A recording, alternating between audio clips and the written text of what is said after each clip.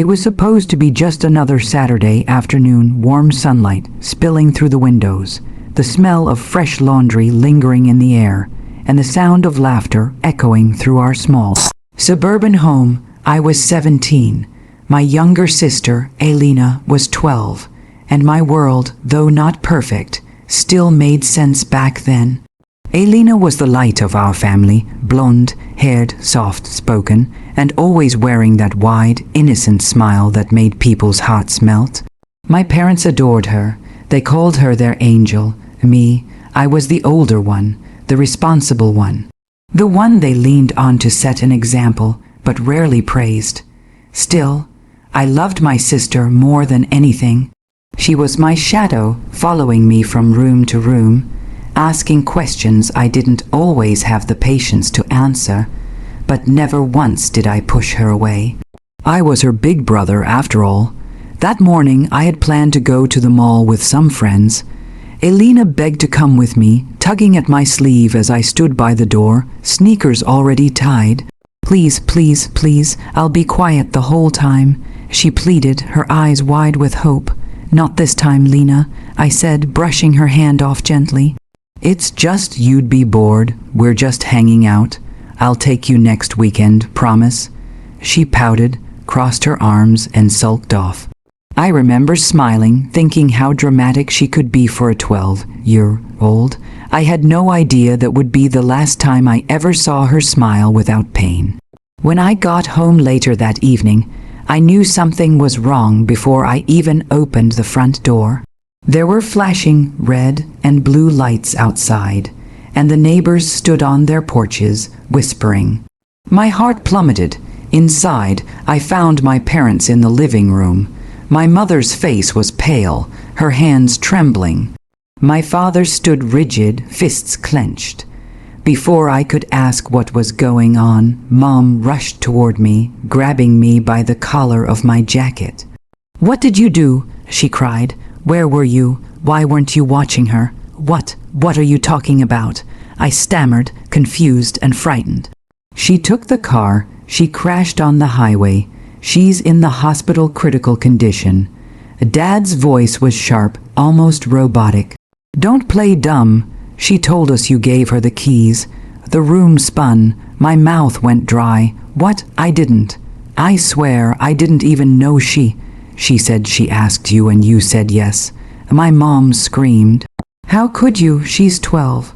I stood frozen, unable to speak. I hadn't seen the keys. I hadn't known. How could she have taken the car? I tried to piece it together in my mind, but I was met with blank spots, silence. My world cracked. That night, they didn't let me go to the hospital. They didn't speak to me beyond cold commands. My phone was taken away, my dinner plate left untouched on the counter. I sat in my room alone, the weight of what had happened crushing my chest. From that moment on, nothing was ever the same. The weeks that followed blurred into one long nightmare. Elena survived, but barely. The crash had broken 3 ribs, shattered her leg, and left a long scar across her cheek. She spent months in recovery, and I spent those same months living like a ghost in my own house. Every sideways glance, every cold silence from my parents was a reminder of the story they had chosen to believe. That I had been careless, that I had handed over the keys, that I had, in some selfish act of irresponsibility, let my baby sister nearly die. No matter how many times I tried to explain, tried to say that I never gave her the keys, that I never even saw her take them, they refused to listen. Their minds were made up, their golden girl had spoken, and I was the villain. My father stopped calling me son. My mother stopped looking me in the eyes. At dinner, they talked around me like I was some hired help, or worse, a stranger renting a room in their home. Once, I asked my mom if I could see the police report, just to understand what had really happened. "There's no need," she said coldly. "You know what you did." But I didn't, and that doubt of my own memory of my own actions began to eat away at me. Maybe I had said something I didn't remember. Maybe I had left the keys on the counter. Maybe, just maybe, this really was my fault. The guilt became a second skin, heavy, permanent. Years passed. I graduated high school quietly, without a celebration. My parents didn't come to the ceremony. Alina watched from a wheelchair, still healing. Her gaze was empty that day. No blame, no forgiveness, just nothing. And I learned to live with it, the blame, the coldness, the silence. I told myself that if carrying this guilt was the price to pay for my sister being alive, then maybe it was worth it. But some part of me never stopped wondering, never stopped remembering the way her bedroom door had been locked that afternoon. Never stopped hearing the echo of her feet running down the stairs when she thought no one was home. Never stopped feeling like something about that day didn't add up. Years later, when I found that old envelope tucked inside a dusty storage box in the attic, its corners yellowed, the words "Police Report Case #21189" scrawled in black ink, I felt my heart stop. I stared at it for a long time, because in that moment I realized something. My family had never once told me what that report actually said. And if they were telling the truth, why had they kept it from me for over a decade? Guilt is a strange thing. It doesn't scream, it doesn't shout. It whispers softly, constantly, until its voice becomes your own. For 11 years, I lived with that whisper. Every morning, I woke up and remembered what they believed I had done. And every night, I went to sleep trying to convince myself it wasn't true. But when you hear the same thing long enough, you start to believe it, even if it's a lie. After the accident, my parents' disappointment evolved into a quiet kind of contempt. They didn't yell at me anymore. They didn't need to. The silence between us said everything they wanted it to. I became invisible in my own home. Birthdays passed without a cake. Holidays came and went like ordinary days. Family photos were taken without me. I watched from the hallway as they laughed around the dinner table, Alina's wheelchair gradually disappearing as she healed over the years. But even when she could walk again, I still wasn't invited to sit with them. I moved out at 19. No going-away party, no hugs, just a curt nod from my father and a mumbled "take care" from my mother. I carried a single duffel bag and the invisible weight of their blame. I tried to rebuild my life. College, a part-time job, a tiny apartment with peeling wallpaper, and a window that leaked when it rained. But at least it was quiet. At least there, I didn't have to dodge the landmines of a broken family. Still, the guilt followed me. I couldn't keep friends. I always felt like I was hiding something. Some horrible truth they'd find out eventually. Relationships were worse. Whenever someone got too close, I'd find an excuse to leave. I didn't know how to be loved when I had spent over a decade convinced I didn't deserve it. I kept tabs on Alina from afar. Social media posts mostly. She went on to become everything my parents wanted. Bright, driven, smiling. A scholarship to art school, community volunteer work, thousands of followers who adored her paintings and soft aesthetic. Occasionally, she posted old photos of us as kids' pictures from before the accident. I was always cropped out. There was a part of me that hated her for it. Not because she survived, not because they loved her more, but because she let them hate me. She never corrected the story, never defended me, never told the truth. Still, I told myself maybe she didn't remember the truth. Maybe the trauma made her believe what they told her. Or maybe she was just a scared kid who didn't want to be punished. Either way, it didn't matter. The damage was done. One night, 11 years after the accident, I got a call from my mother. Her name flashing on my phone was so unfamiliar. I stared at it for a solid minute before answering. "Hello?" Her voice was clipped, cold even now. "Your father's cleaning out the attic. If there's anything you want from your old room, come get it. Otherwise, it's going in the trash." That was it. No "how are you?" and no small talk, just that. I hadn't been home in years, but something made me go back. Maybe it was curiosity, maybe spite. Maybe I just wanted to stand in that house one more time and remind myself why I left. When I arrived, Elena wasn't there. The house looked almost exactly the same beige walls, same carpet that always smelled faintly of lemon cleaner. But it felt smaller, colder, like time had drained the warmth out of it. My father didn't say much, just pointed to the attic stairs. I climbed them without a word. The attic was full of boxes, most labeled in my mother's neat handwriting. I found the one marked Jason, old stuff. My name, it felt foreign, like it belonged to someone else. I opened the box, expecting to find yearbooks or toys. But halfway through, I found an envelope tucked beneath a stack of old notebooks. Yellowed with age, the seal already broken, across the front in black ink. Police report, case hash 21189. My heart stopped. I turned it over in my hands. It was light, thin, probably no more than 10 pages. Why had they kept it? Why now? Why hadn't I ever seen it? A sudden rage surged through me. I stuffed the envelope into my backpack, closed the box, and left the house without a word. My parents didn't call after me. I don't even think they noticed I was gone. That night, back in my apartment, I sat on the floor, the envelope between my knees.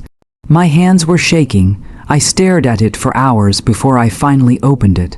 The first page hit like a fist to the chest. Driver Elena R. Age 12, vehicle Toyota Camry, license plate 47 PGH2 incident. Unauthorized vehicle use circumstance. Vehicle stolen from garage while parents were away from home. Minor admitted to taking the keys without permission. I blinked, read it again and again without permission. My lungs felt like they stopped working. I flipped through the rest. Officer statements, witness reports. A note from the investigating officer saying the parents had been contacted and insisted on handling the matter privately, without pressing charges. There was nothing about me, not a single line, no mention of me giving her the keys, no mention of me at all. The entire foundation of my guilt, the reason my parents disowned me, the story that ruined my life, it was all a lie. They knew, they had known from the beginning. They let me carry that guilt. They let me live in exile. They watched me suffer, and they never said a word, not even my sister. The day after I read the police report, I didn't go to work. I didn't eat, I barely moved. I sat on my bed with the report in my lap, reading and rereading each line until the words blurred into static. Unauthorized vehicle use. Minor admitted to taking the keys, no other parties involved. It was all right there, in black and white. I wasn't responsible, I never was, but that wasn't even the worst part. The worst part was realizing that they knew. My mother, my father, Elena, they knew the truth for 11 years, and they chose to keep me in the dark. They chose to let me believe I was the reason Elena almost died. They watched my life wither under the weight of a lie and said nothing. That night, I didn't cry, I didn't scream, I didn't punch walls or throw things, even though every nerve in my body was demanding release. Instead, I sat in the silence, and then I made a decision. I printed a copy of the report, highlighted key sections, made photocopies, labeled them. I organized the evidence like I was building a case in court, because, in a way, I was. This wasn't just a personal betrayal. This was a character assassination that had shaped the entire course of my life. And it wasn't going to stay buried. I wrote a letter to my parents. You blamed me for 11 years for something you knew I didn't do. I found the police report. I know the truth now. You don't have to explain. You've already said enough. By saying nothing, don't contact me again. You lost me the day you decided I was easier to sacrifice than the truth. I printed 2 copies. One for each of them. I folded them neatly, placed them in envelopes, and slipped the photocopied report behind each letter. Then I drove back to the house I once called home. It was early evening when I pulled into the driveway. The porch light was already on. The windows glowed with warm yellow light that for the first time didn't feel welcoming. It felt artificial. I didn't ring the doorbell. I slid the envelopes through the mail slot and walked away without looking back. But the next day, my phone rang. It was my father. I let it ring. He tried again an hour later. Then my mother texted, "Please come by. We need to talk." For a moment, I considered ignoring them, letting them sit in the mess they'd created. But I needed to see their faces. I needed to look them in the eye. Not for closure, not for healing, but to witness their shame. So I went. When I arrived, they were both waiting in the kitchen. My father's hands were resting on the table, clenched into fists. My mother's eyes were red. A silence hung between us like fog, thick and choking. "You found the report," my father said finally. "I did," I replied, my voice level. He nodded slowly, as if confirming something to himself. "We were trying to protect her. By destroying me." He looked down. My mother spoke next. Her voice cracked. She was 12, she was scared. She made a mistake, and we thought. If people knew, if they saw her as reckless or dangerous, she could have gone to juvie. She could have lost everything. We thought we were doing what was best. And me, I asked, "What about what I lost?" She didn't answer. I stepped forward and laid the original report on the table between us. "I needed to hear you say it, out loud." My father looked up at me, his expression unreadable. "We were wrong." "No," I said quietly, coldly. "You weren't just wrong, you lied. You weaponized her fear and my silence. You let me rot for 11 years. You let me believe I was a monster." My mother was crying now. Real tears, but too late. "I don't forgive you," I said simply, "and I don't owe you understanding. I'm sorry," she whispered. "Not enough," I replied, and then I turned to leave. Outside, the wind had picked up. It whipped at my jacket, tousled my hair. But I felt light. For the first time in over a decade, I walked away from that house without dragging chains behind me. But I wasn't done. I still had one more person to face. Alina. We hadn't spoken in 3 years. Not since a quick text on my birthday that read, "Hope you're doing okay." She lived downtown now, in a small loft above an art gallery. I messaged her and asked to meet. She replied within seconds. That night, I met her in a coffee shop, halfway between our apartments. She looked different, older, obviously, but tired too, as if the weight of everything had finally caught up with her. "I figured this day would come," she said before I even sat down.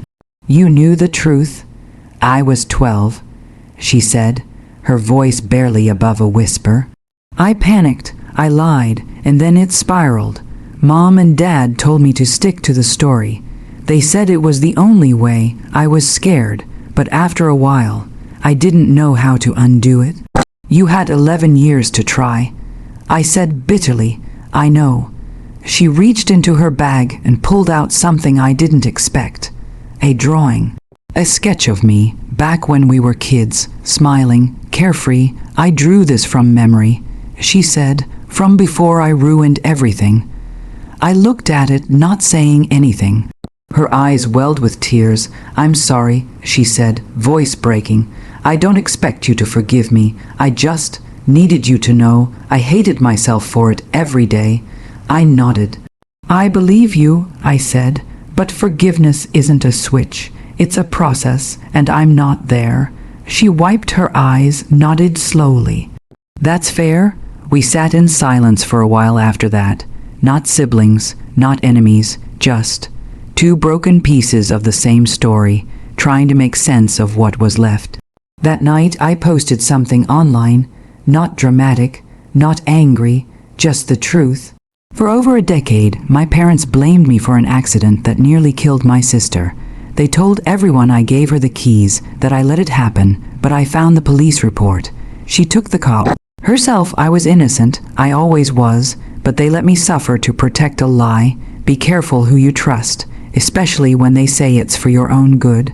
I didn't name them. I didn't have to. The story spread faster than I expected. Within days, hundreds of messages poured in. People sharing their own stories of being scapegoated, silenced, betrayed by those they trusted most. I wasn't alone anymore, and neither were they.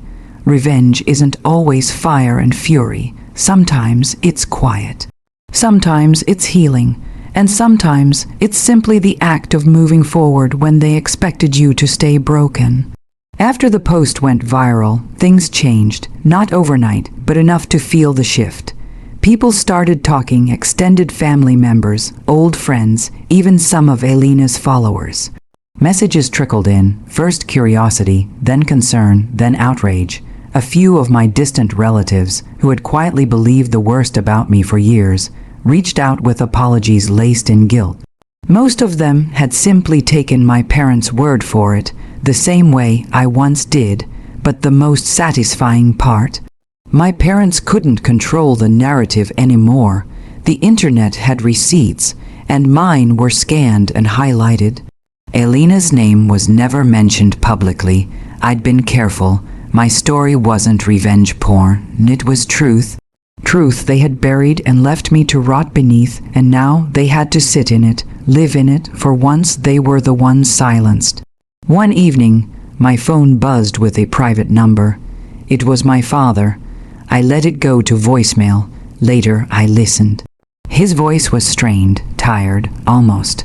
"Small, you've said your piece. You've humiliated us. What more do you want?" I played it back 3 times, stunned by the irony. What more do I want? I wanted back every birthday they ignored. Every smile they gave my sister, but not me. Every time I sat alone in my room while they laughed downstairs. Every bit of self-worth they peeled off my bones like wallpaper until I didn't recognize myself. But mostly, I didn't want anything from them anymore. That was the real revenge. They could no longer take anything from me, because I had nothing left to give. Elena messaged a few days later. "Mom's been crying nonstop. Dad barely talks. I think they're actually starting to feel it." I didn't reply right away. What was there to say? Eventually, I wrote back, "I didn't do this to make them cry. I did it so I could finally stop crying." She saw the message and didn't reply for a full day. Then finally, "I understand, and I'm proud of you." Somehow, that meant more than I expected. Weeks passed. Life returned to its own rhythm, quiet but no longer heavy. I kept going to therapy, started painting again, something I hadn't done since I was a teenager. The walls of my apartment filled with messy color and texture. It felt like reclaiming pieces of myself they had erased. I began writing, not just about the accident, but about shame, trauma, family. The stories we're told about ourselves, and the ones we must write in their place.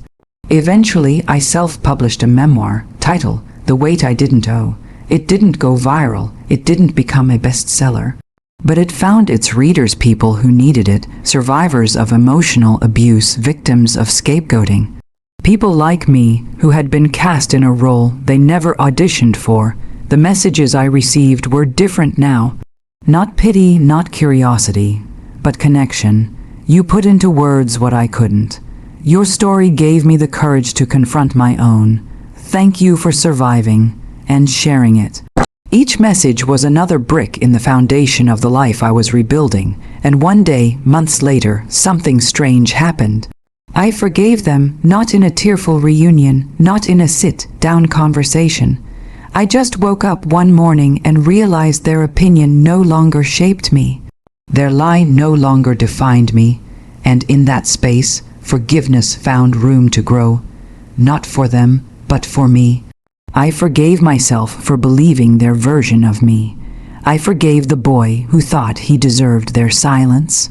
And I forgave the man who carried that silence far too long. Years later, I was asked to speak at a local youth event on resilience of all things. I stood in front of a crowd of teenagers who didn't know my story, just that I had one. And I told them this: sometimes the people who are supposed to protect you will be the ones who hurt you the most. And sometimes they'll never say sorry. But healing isn't about getting them to admit they were wrong. It's about no longer needing them to. Your story doesn't end with their betrayal. It begins when you decide to live anyway. The room was silent. Then someone clapped, then another, and then the whole room stood. I didn't cry, I smiled, because that was the sweetest revenge. Not destroying them, but rising despite them. Epilogue: I don't speak to my parents anymore. They still live in that house, still pretend to be the perfect family to anyone who doesn't know the truth. Maybe they've rewritten the narrative again, told themselves I overreacted, that I twisted the facts. Maybe they believe their own lie by now, but that's not my burden. Elena and I stay in touch. It's slow, careful, but honest. She's still painting, still working on herself. We don't talk about the past much. Some things are better left buried, now that the truth is free. I'm 30 now, free, happy, loved, and best of all, I remember who I am, not the villain they painted, not the shadow of guilt I used to be. Just me, whole, scarred, but standing.